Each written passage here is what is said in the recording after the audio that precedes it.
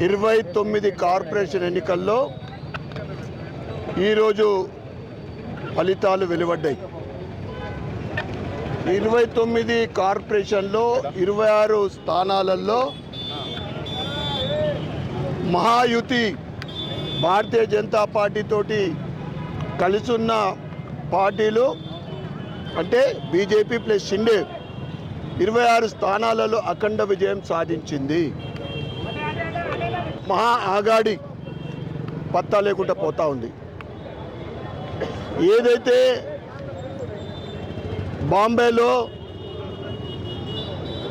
ముస్లింల ఆగడాలకు నివారించడానికి పుట్టిన శివసేన ఈరోజు హిందూ వ్యతిరేక పార్టీ అయిన కాంగ్రెస్ తోటి కలిసిన తర్వాత 40 సంవత్సరాలు శివసేన మున్సిపల్ బాంబే మున్సిపల్ ఈరోజు చితికిలబడ్డది. అంటే హిందుత్వానికి దూరమైన పార్టీలన్నీ కూడా ఈరోజు ఎటువంటి రిజల్ట్స్ ఈరోజు ప్రజలు తేల్చింది. ముఖ్యంగా నరేంద్ర మోడీ గారు 3వసారి ప్రధానమంత్రి అయిన తర్వాత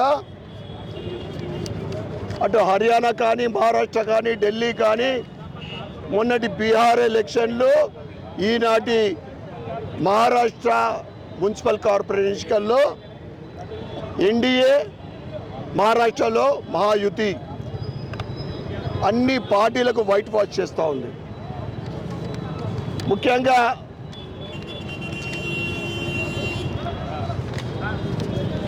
కాంగ్రెస్ అంటే ముస్లిం అంటే కాంగ్రెస్ అని ఏదైతే మన తెలంగాణ ముఖ్యమంత్రి రేవంత్ రెడ్డి గారు విర్రవీగుతూ ఉన్నాడో,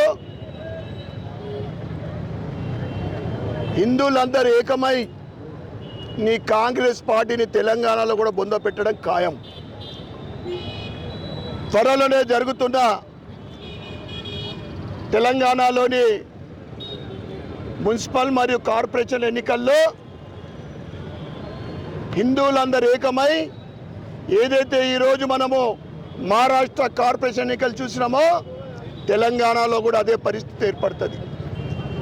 కేవలము మీ ఓట్ బ్యాంక్ కోసం, అధికారం కోసం ఎలక్షన్ ప్రచారంలో హిందూ దేవతల మీద ఒట్టు పెట్టుకొని గద్దెనెక్కిన మీరు ఈరోజు హిందూ దేవతలను అవమానిస్తూ ఉన్నారు. కాంగ్రెస్ అంటే ముస్లిం అని చెప్తా ఉన్నారు, ముస్లిం అంటే కాంగ్రెస్ అని చెప్తా ఉన్నారు. దయచేసి హిందువులందరికీ నేను ఒకటే విన్నపం చేస్తూ ఉన్నా, కాంగ్రెస్ నిజస్వరూపం ఏంటిదో బయట పెట్టడం జరిగింది వాళ్ళే. ఈ నిజామాబాద్ ఇందూరు కార్పొరేషన్ పైన వాళ్ళందరూ కూడా ఎదురు చూస్తూ ఉన్నారు. కాంగ్రెస్ వాళ్ళ ఫ్రెండ్లీ పార్టీ ఎంఐఎం మేము మళ్ళీ ఒక్కసారి ఇద్దరం కలిసి జెండా ఎగరేస్తామని.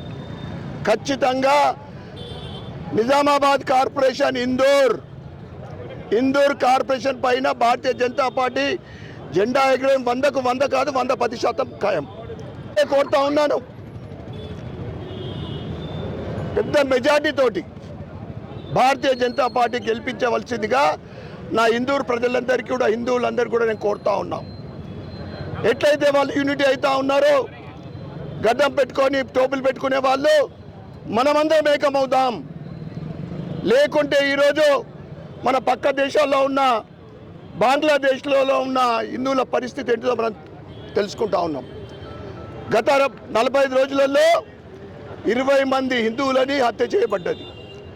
వాళ్ళ ఇండ్లు కానీ వ్యాపారాలు కానీ మంటల పాలవుతూ ఉన్నాయి. దయచేసి హిందువులందరూ ఎప్పుడైనా మేల్కొనండి.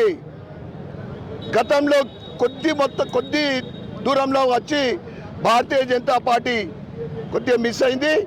ఈసారి మీ అందరి ఆశీర్వాదంతో ఇందూరు మున్సిపల్ కార్పొరేషన్ మీద అఖండ విజయం సాధించడానికి మీ అందరి ఆశీర్వాదం ఉండాలని కోరుకుంటూ మరొకసారి ఈరోజు మహారాష్ట్ర కార్పొరేషన్లో భారతీయ జనతా పార్టీ మరియు షిండే గారికి అఖండ విజయం సాధించిన మహారాష్ట్ర ప్రజలందరికీ కూడా ఇందూరు అర్బన్ నియోజక ప్రజల తరఫు నుండి శుభాకాంక్షలు మరి శుభాభినందనలు తెలియజేస్తూ పాపం అజిత్ పవార్, ఎందుకంటే శరద్ పవార్ ఒక వెలుగు వెలిగిండు ఒకప్పుడు.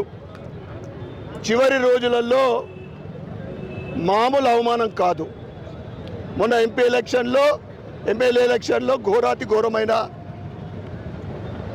శరద్ పవార్ గారికి రిజల్ట్స్.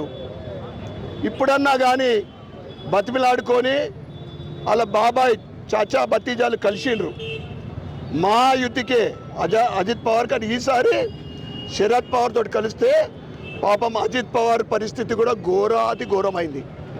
అంటే ఈరోజు దేశవ్యాప్తంగా భారతీయ జనతా పార్టీకి ప్రజలందరూ కూడా ఇలా ఏ విధంగా పట్టం కడతా ఉన్నారో మనమందరం చూస్తూ ఉన్నాం. చాలా గర్వంగా ఉంది. ఎందుకంటే ఈ కమలం పువ్వు పార్టీ ప్రజల గుండెల్లో ఉంది. దేశం కోసం ధర్మం కోసం పనిచేస్తున్న పార్టీ. మీరందరూ కూడా భవిష్యత్తులో ఇక్కడ కూడా ఆశీర్వదించాలని కోరుకుంటూ భారత్ మాతాకి